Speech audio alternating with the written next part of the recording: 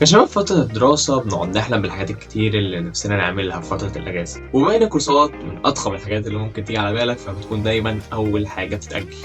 ولما نوصل الأجازة معظم الحاجات دي مش بتتعمل، وعشان كده موضوعنا النهاردة هو خطة عملية من 4 مراحل مش هتحتاج تضيف عليها غير مدى زمني، وعشان تبدأ مجرد ما تقفل الفيديو ده على طول في البرنامج اللي نفسك تبدأ فيه. خلينا نحكي حكاية صغيرة أتأكد إن بدايتي في الفيديو إديتنج كانت بالظبط زي بدايتك دلوقتي.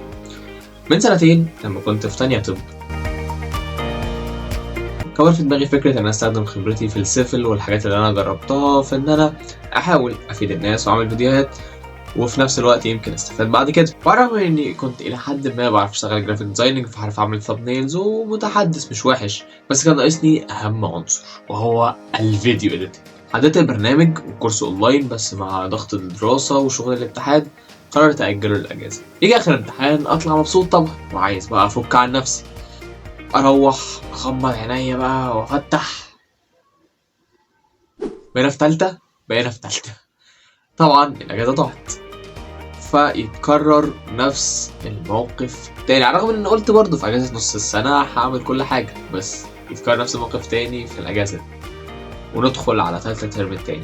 وللأسف كنت هطول أكتر من كده لولا إن وقع قدامي عبارة جميلة وهي بتقول ما تبدأ تتطور مع الوقت، هو يعني حد هيهتم يتفرج عليك أصلا في الأول؟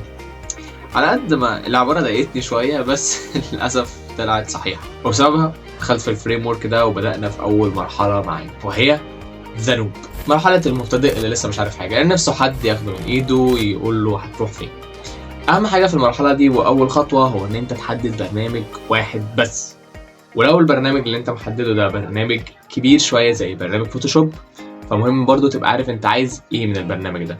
في مثلا في الفوتوشوب شغل استوديوهات للفوتو إيديتنج، يعني مثلا حد عينه طالعة حمرا شوية فإزاي تشيل العين الحمرا دي في تول معينة. في تولز بتبقى مركزة أكتر على تظبيط الصور، تظبيط النمش، الحاجات دي كلها. في تولز تانية في الفوتوشوب بتبقى عبارة عن الجرافيك ديزايننج، الفيجوال ايدنتيتي، ازاي تظبط ديزاينز شكلها كويس، دي بتعتمد أكتر على مثلا ازاي تشيل صورة وتركبها. وندخل بقى جوه البرنامج نفسه. في البرنامج نفسه محتاج حاجتين، الحاجة الأولانية هي المهمات الأساسية، المهمات اللي هتخليك تقدر تبدأ بالبرنامج، يعني مثلا ازاي تعمل امبورت في البرنامج الفيديو اديتنج، ازاي تقص الفيديو، ازاي تحط ترانزيشنز في النص صغيره. في الجرافيك ديزايننج ممكن تكون حاجات زي مثلا ازاي تشيل حته من صوره وتحطها في صوره تانية وهكذا.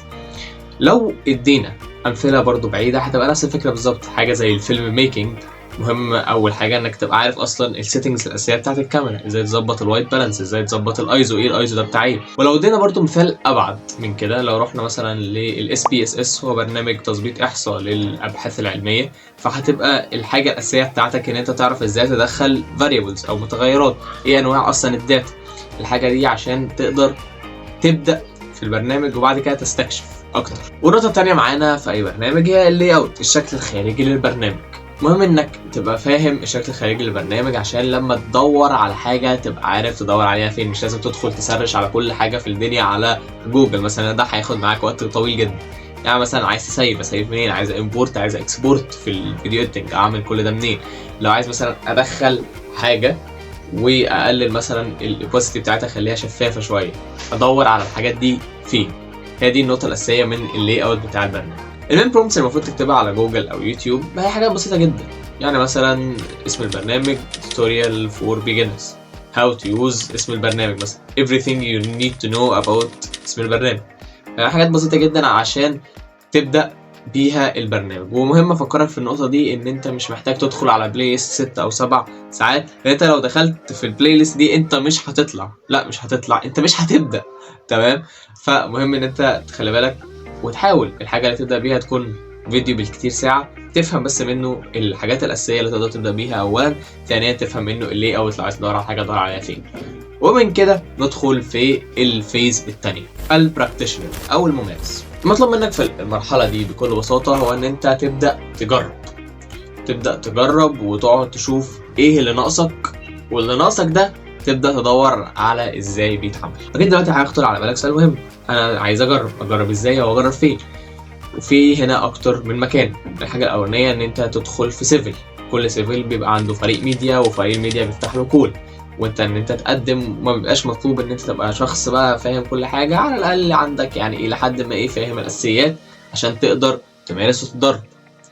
الحاجة التانية هو ان انت تدخل في كوميونيتيز وتحديات، في سيرفرات على ديسكورد لكل حاجة في الدنيا. جرافيك ديزاينرز هتلاقي لهم سيرفر، فيديو اديتورز هتلاقي لهم سيرفر، هتلاقي سيرفرات لكل حاجة ممكن تدخل معاهم تاخدوا اراء بعض، تشوف الناس بتتكلم في ايه. بيبقى في ساعات تحديات ممكن تحاول تدخل فيها تجرب. والحاجة التالتة هو ان انت مثلا بتقلب على السوشيال ميديا، لقيت حاجة احترافية جميلة عجباك، شغل الشركة مثلا، فتبدأ تحاول تقلده. وانت بتقلده اكيد هتلاحظ ان في مثلا دي انا مش عارف تتعمل ازاي، دي مش عارف تتعمل ازاي، وفي اللحظه دي انت هتبدا تسرش. ولما تسرش وتعرف تتعمل ازاي، دي هتبقى حاجه من اسلحتك اللي انت هتستخدمها بعد كده في الديزاينز اللي بعد كده. اول حاجه الرابعه والاخيره هو ان انت تعمل شغل شخصي ليك، زي مثلا فيديو اديتنج. ممكن تعمل قناه على اليوتيوب، او لو خلينا نقول مثلا انت شغال جرافيك ديزايننج وبتجرب حاجه، يعني مثلا الصوره دي كنت وانا لسه بتعلم فوتوشوب كنت بجرب اعملها، كنت بجرب ان انا اخلي فيه صخر على ايدي واخلي ايدي مولعه نار. طبعا وشي خربان، بس انا المهم ان انا جربت الحاجه اللي انا عايز اجربها ومشت بس كده. فتاني باكد، مش مطلوب ان انت تعمل حاجه بروفيشنال في المرحله دي، كل المطلوب ان انت تعمل اللي تقدر تعمله. وبكل بساطه لما تيجي تقف في حاجه، كل اللي هتعمله هاو تو دو كذا، قلنا البرنامج كذا، مش مطلوب اكتر من كده، الموضوع بسيط يعني. ومن هنا ندخل على المرحله الثالثه، مرحله الاوبزرفر او الملاحظ.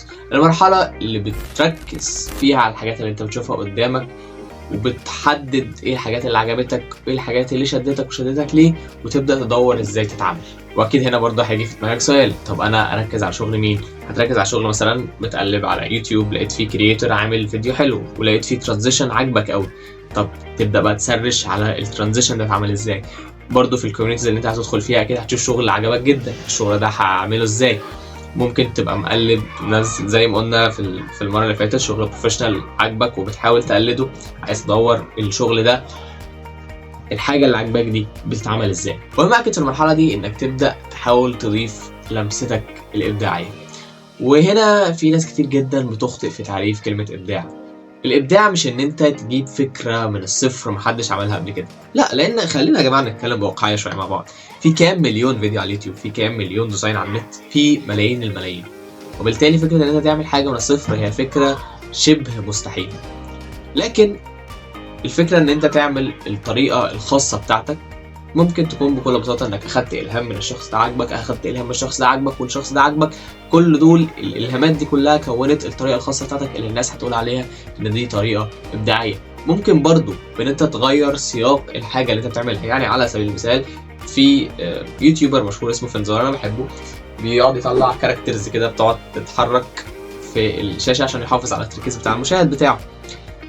انا لو اخدت هذه الطريقه واستخدمت الشخصيات دي في ان انا احكي بيها قصه، ابقى انا اعتبر غيرت السياق اللي بيستخدم فيه الحاجه دي، وبالتالي ده يعتبر جزء من الابداع. الحاجه الثالثه هو انك تضيف قيمه. يعني على سبيل المثال، جات لك فكره فيديو يوتيوب، الفكره جميله جدا، دخلت تدور على اليوتيوب لقيت فيه مثلا 3 4 فيديوهات معموله بنفس الفكره. هل ده سبب انك تلغي الفكره خالص؟ لا، الموضوع بكل بساطه انك هتدخل تتفرج على الفيديوهات دي. لو حاسس ان انت الفكره اللي في دماغك هتضيف قيمه على الافكار دي، لو انت حاسس ان انت هتقدمها بطريقه مختلفه، هتقدم فيها افكار مختلفه، يبقى اعمل الفكره دي، وهتبقى ساعتها فكره تعتبر ابداعيه، لان انت اضفت قيمه على الحاجه اللي انت بتعملها. ومن هنا ندخل على المرحله الرابعه، مرحله البروفيشنال، الشخص الخبره. ولو قلنا المرحلتين اللي فاتوا يعتبروا بديهيين شويه لبعض الناس، المرحله دي في ناس كتير جدا بتنساها. وهنا كنا مطلوب منك انك تبدا تدور في الترمينولوجيز، العلم بتاع الحاجه اللي انت شغال فيها. على سبيل المثال الجرافيك ديزايننج، في حاجه اسمها تايبوجرافي معمول عليها كتب. تايبوجرافي دي يعني مثلا ايه الخطين اللي بيلاقوا مع بعض، ايه الخطوط اللي ممكن تمشي مع بعض وتكمل بعض، حاجات زي كده. برضه في الفيديو اديتنج في حاجه اسمها كلر جريدنج، ازاي تظبط الالوان بتاعه الصوره، تضيف مود معين للفيديو بتاعك. امتى تستخدم كل ترانزيشن، يعني مثلا لو انت جربت تشتغل ببرنامج بريمير برو، هتلاحظ ان في ترانزيشنز محدش يعتبر بيستخدمها، زي فيت تو بلاك، فيت تو وايت، وهكذا. رغم ان فيت تو بلاك تعتبر بتستخدم في القفلات بتاعه المشاهد، لان هم زمان لما كانوا بيصوروا الفيديوهات وكانوا يحبوا خلاص يقفلوا الفيلم، كانوا يروحوا جايين جايبين شاتر الكاميرا وقافلين، وساعتها بيبقى كأن البتاع فيت تو بلاك، وبالتالي بتستخدم في الاستخدام ده. فيت تو وايت بتستخدم في الاحلام، لو حد خلاص بيفكر كده وتلاقيه بيحلم كده بيفيت تو وايت، بعد كده بيدخل على الحلم بتاعه. وفي برضه كونسبتس اكبر من كده شويه، زي الفرق بين حاجه حلوه جدا بصريا وحاجه جامده جدا من ناحيه ماركتنج. حاجه تقدر توصل رساله في ساعتها، والحاجه التانيه لا هي احلى كشكل، بس فكره الرساله الفكره بتاعت الماركتنج اللي فيها مش بقوه الحاجه التانيه. واخر حاجه طبعا بكل بساطه البرومبت، هو ان انت هتكتب الترمينولوجي اللي هتقع قدامه وتحاول تدور وتقرا فيه على قد ما تقدر. شويه نصايح اضافيه في المقارنات بتاعت البرامج. في الاول اكيد هتبقى محتار في ان انت تختار البرنامج المحدد بعينه، وتقعد تدخل على مقالات يمين وشمال وهكذا. فانصحك ان انت ممكن تستخدم الاي اي في ان هو يلخص لك المقالات الموجوده دي في كذا نقطه هتفيدك. يعني مثلا مقارنات في الفيديو اديتنج بين دافينشي بريمير برو وكاب كات، انه احسن انه اللي تستعمله. الحاجه الثانيه هي التمرين، انك تمارس الحاجه اللي انت بتعملها دي بشكل مستمر. لان خلينا ناكد برضو تاني على النقطه دي، كورسات من غير تمرين أسوأ من تمرين من غير كورسات. لأن أنت وأنت بتتمرن هتلاحظ إيه الحاجات اللي واقعة منك، فتدخل تسرش عنها وتركز وتشوف بتتعمل إزاي وتقلدها فتركز هنا.